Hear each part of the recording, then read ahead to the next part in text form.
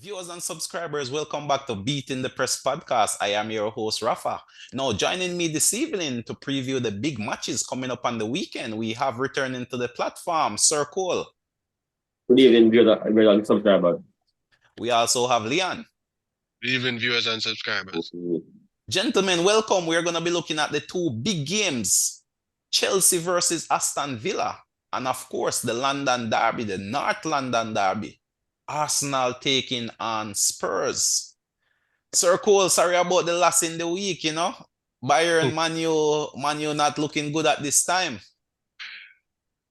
But, rough patch. Hopefully the team can get over the rough patch quickly and, move on to greener pastures. Well, I mean, playing away to Bayern, and especially in the kind of form we are in, I really didn't expect to come away with a point. So, I mean, 4-3 is a respectable loss, which I can live with. The team should have a bit of fight, to come back from 3-1 down.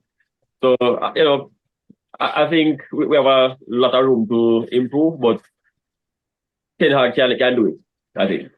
Yes, indeed. Lots of room for improvement. And similar thing can be said about Chelsea, Leon. We're going to be looking at the Chelsea-Aston Villa game coming up. Chelsea have to have a rather poor start at the start of this season as well, Talk to us about the Chelsea team, Leon. They take on Aston Villa on the weekend and they're not looking too well at this moment in time.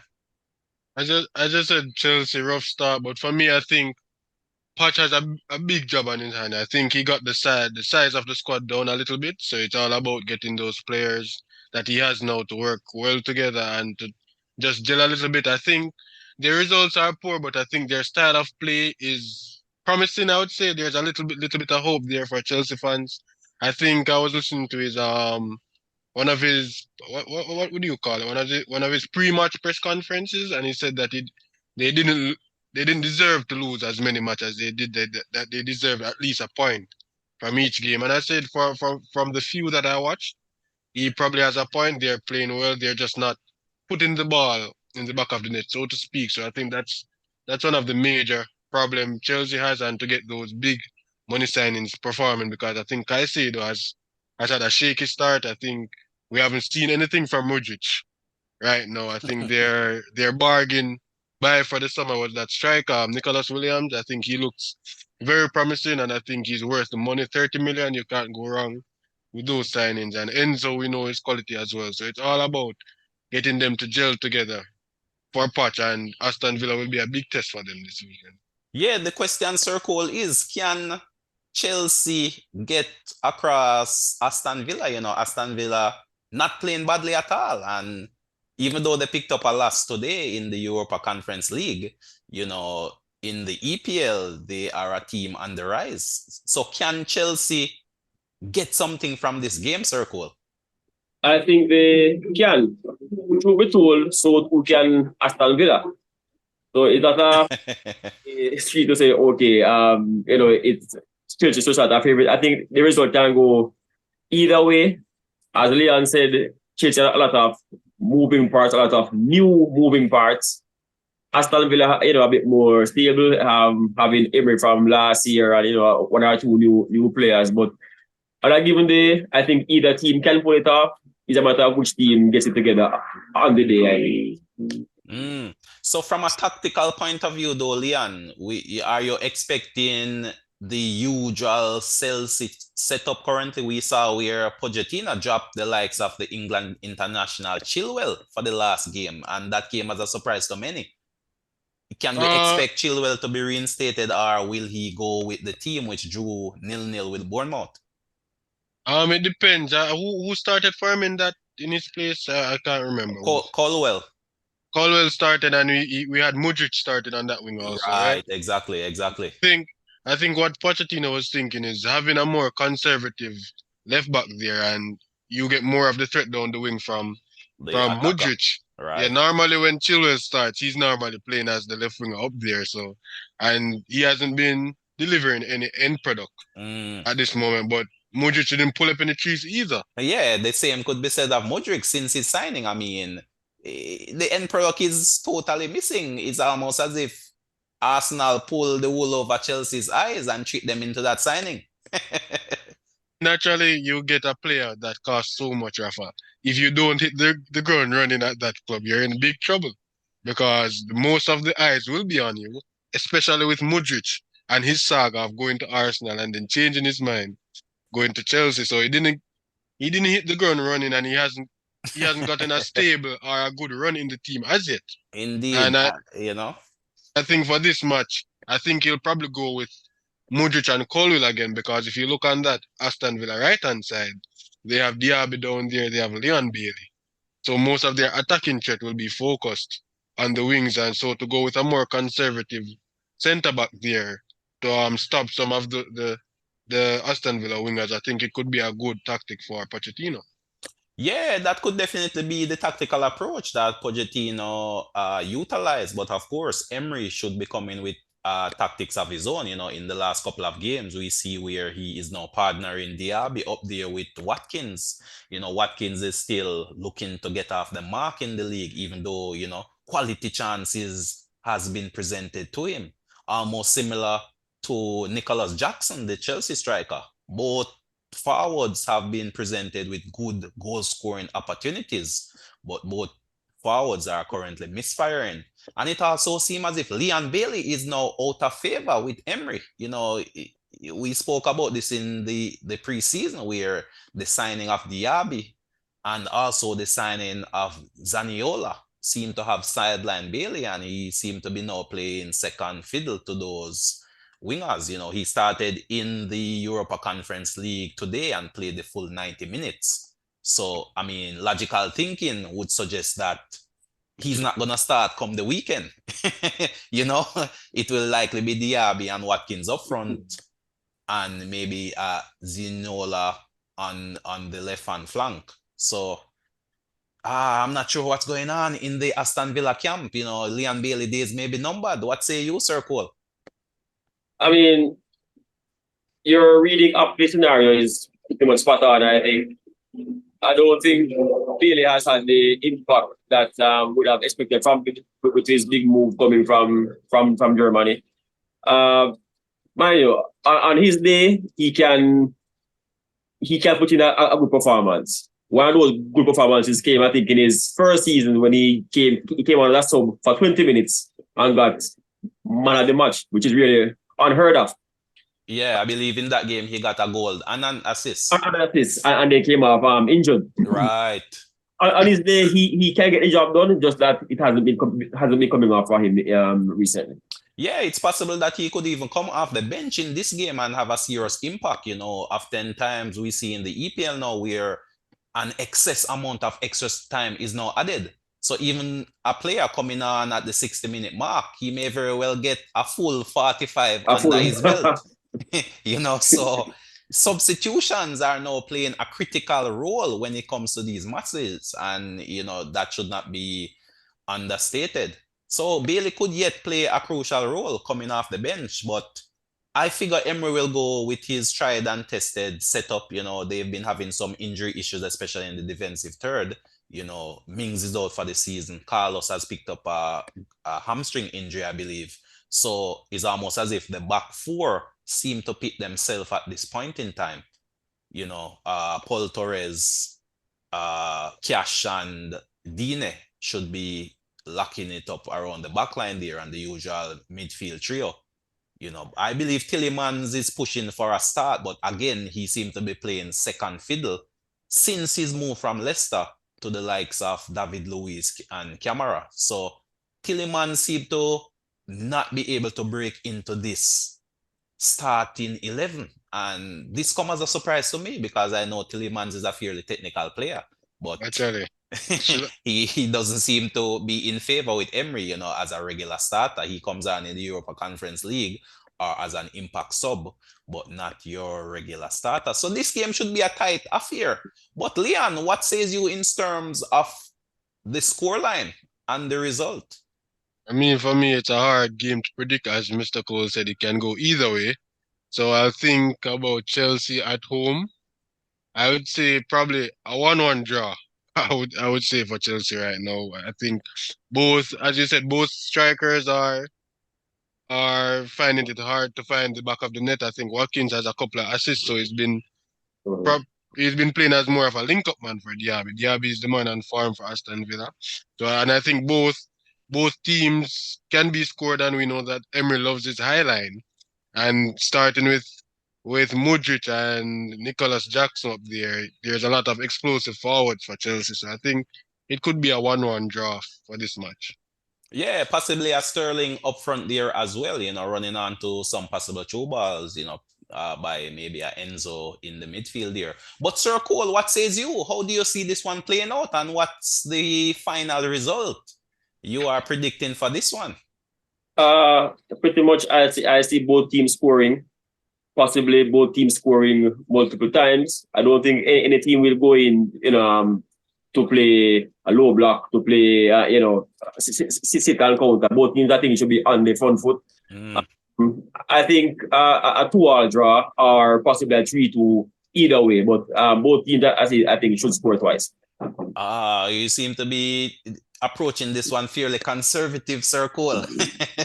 Not willing to go out on a limb. But for me, I personally feel a win for Chelsea is due, to be honest with you. They say a clock is at least right twice per day, and I think that clock will be right come match day for Chelsea. So I just feel Chelsea have enough. I mean, on paper, playing at home in front of their fans. Pochettino now, gone 5 games under his belt.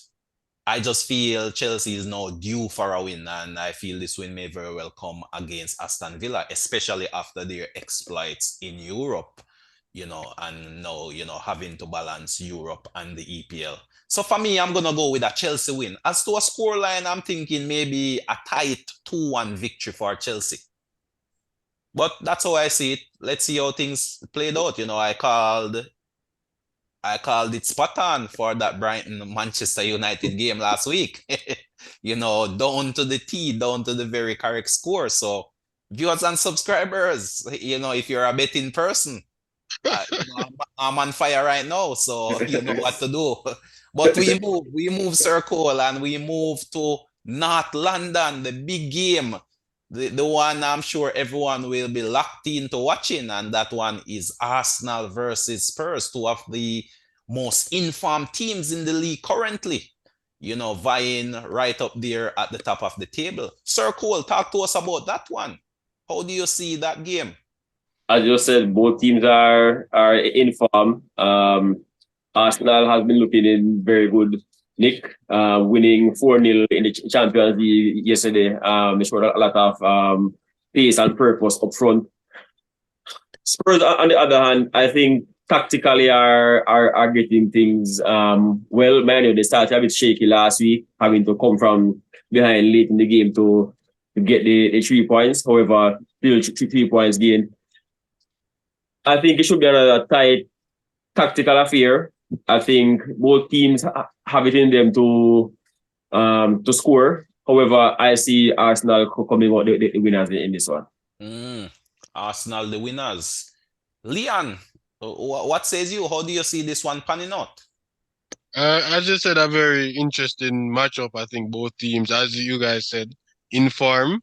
I think Tottenham has more time to prepare for this match because they didn't play midweek. And as we saw with Arsenal lineup, it's mainly their first team that played this week. So Arsenal might be coming into this one a bit tired or not, because it's a derby and players are always up for derby. So as I said, it should be a tight one. I think Spurs, both teams has been firing on all cylinders. So I don't think this game will end drawness at all. And as Son said, Arsenal wouldn't want to see Tottenham in this form. So both teams are talking ahead of this match.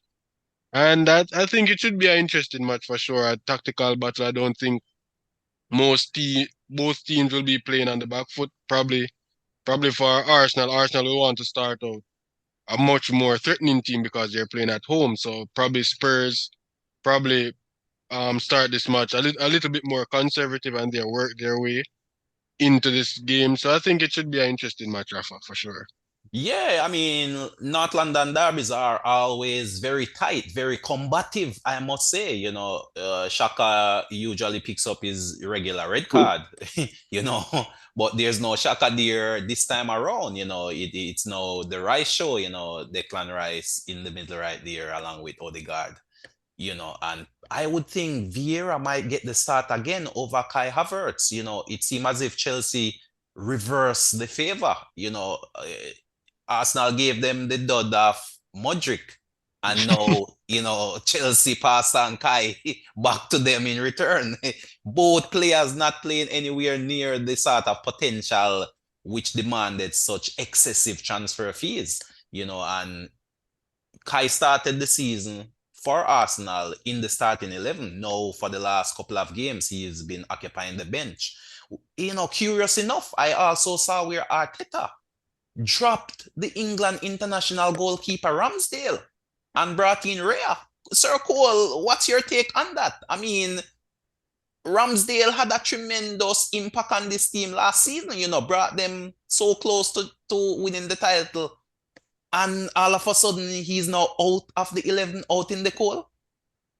But I mean, being dropped for one game doesn't necessarily mean that. Well, not one, but two now. He was dropped in the EPL and also in the Champions Champions League. League. Champions League. Well, I mean, two games.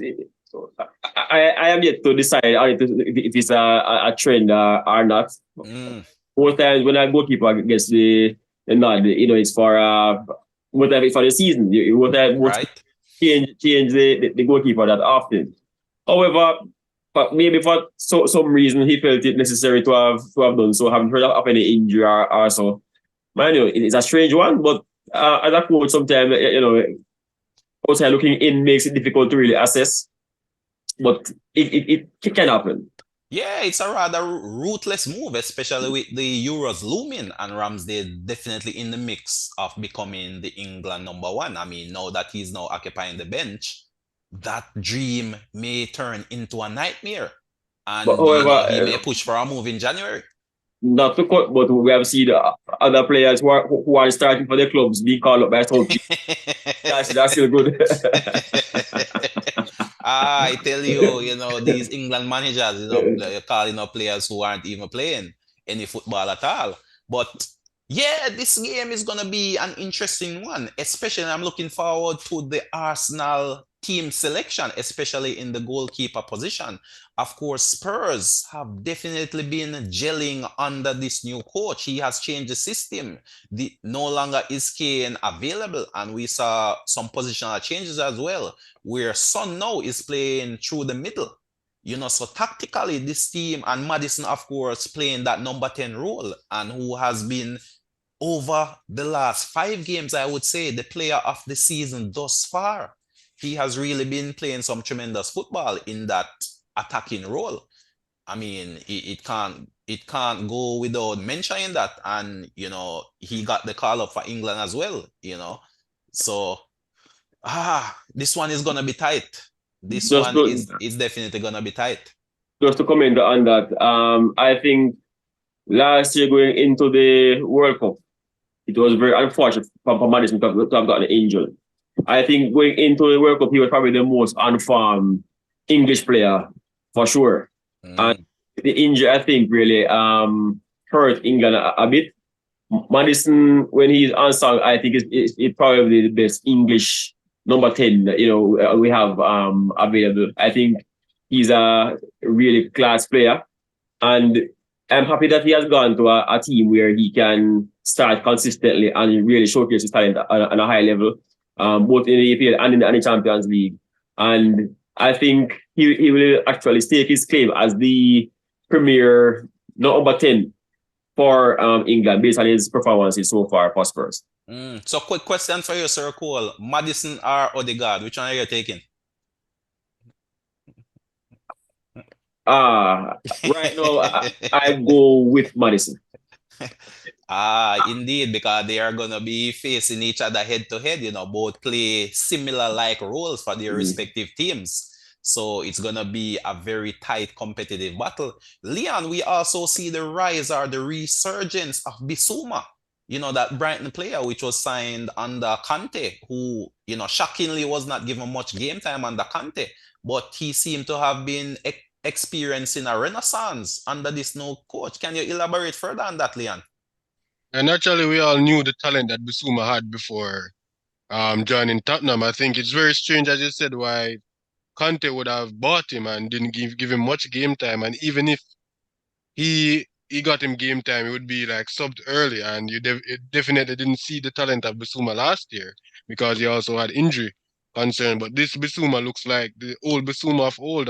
Very confident on the ball, very powerful carrying the ball, and I think this Tottenham midfield supplements him very well because you have Sarr that is sitting. Bissouma is the primary progressor of the ball, and then you have Madison. Don't really have to necessarily drop deep for the ball. Bissouma will just bring it, and I think under this manager playing attacking football, so to speak, possession football, it plays towards Bissouma's strength. He can dictate the play. He can change, and we saw it against Manu. He was running rings around our midfield naturally. So I think the resurgence of Bissouma is just a manager that trusts him. He doesn't have to like walk on eggshells, I would say. Making a mistake, uh, he, if he makes a mistake, he wouldn't be subbed out for the next match, I would say. So I think you have to give a lot of credit to this manager, and especially since Tottenham doesn't have any midweek football, there's a lot of time spent on this training ground, and you can see that Spurs is looking like a well-drilled team for sure. So question for you then, Leon. Who wins the midfield battle in this one? I'm leaning more towards, so I think with Arsenal has Rice, Vieira, and Odegaard, and I think for Tottenham it has Madison, Bissouma, and Sarr.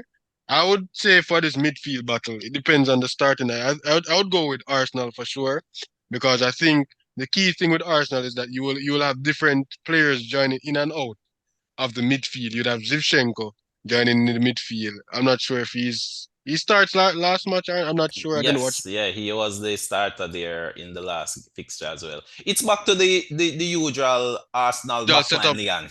Okay. Yeah, All right. the So round pegs into square hole early experiment, you could say, have failed, and the injury to Partey put that to rest. So it's back to the Saliba Gabriel pairing, flanked by Ben Blanco and Zinchenko on the left there, which sometimes tucks in to give that extra body in midfield. But I mean, I'm sure the Spurs coach would have studied the tapes and would know this is the Arsenal tactic.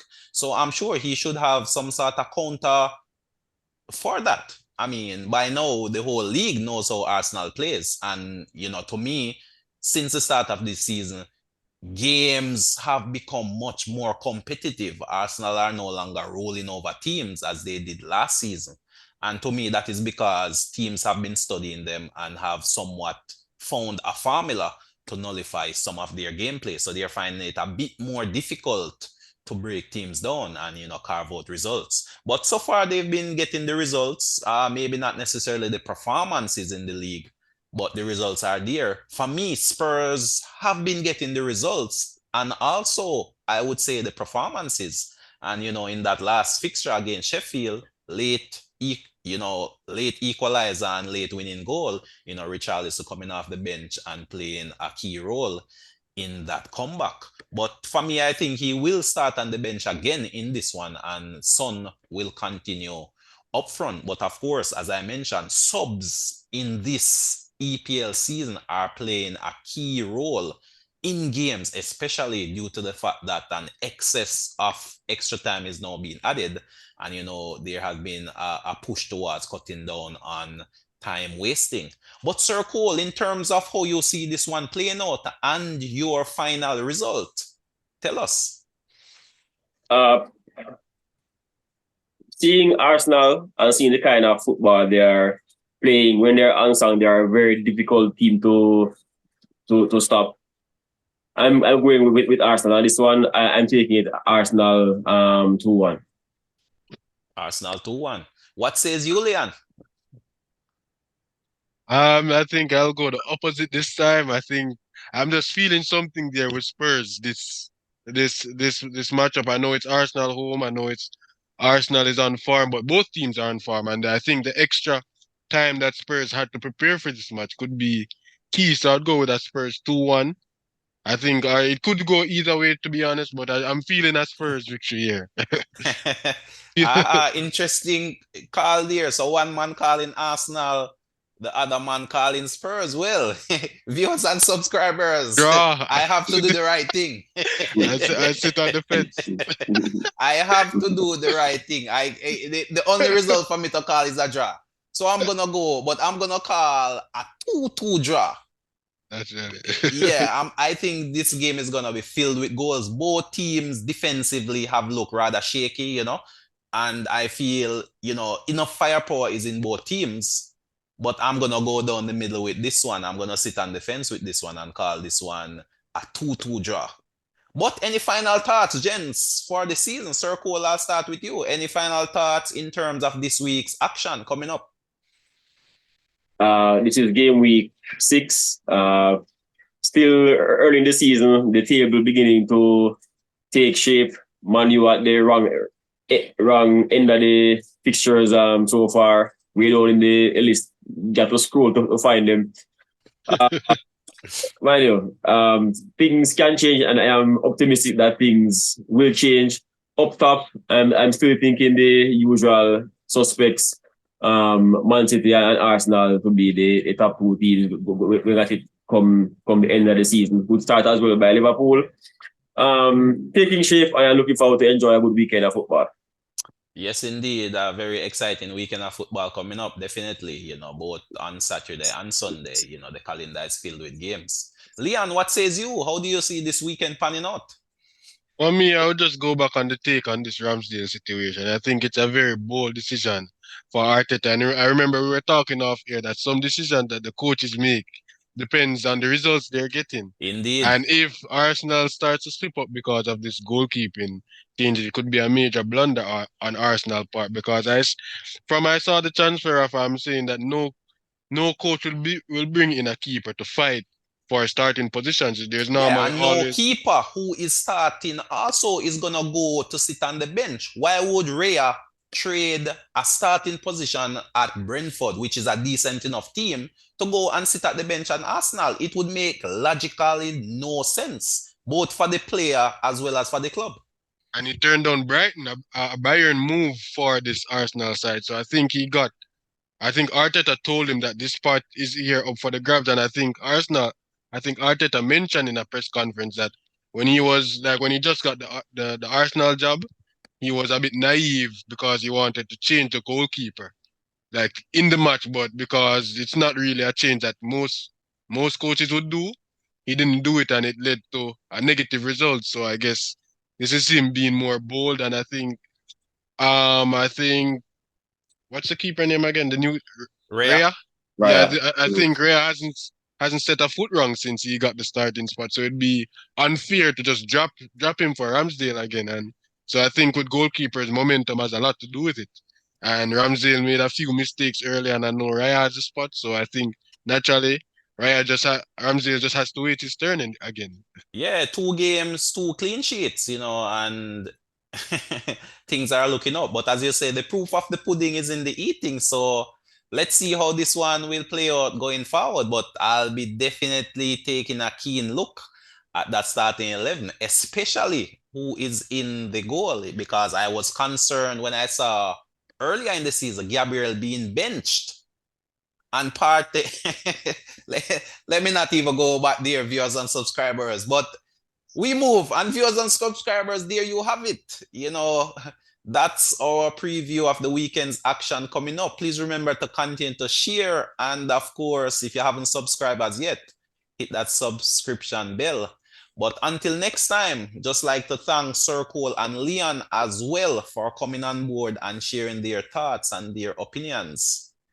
It's a pleasure having you guys on the platform, and hopefully you guys will be here for the review of these 2 matches when, we'll see if the predictions are indeed correct.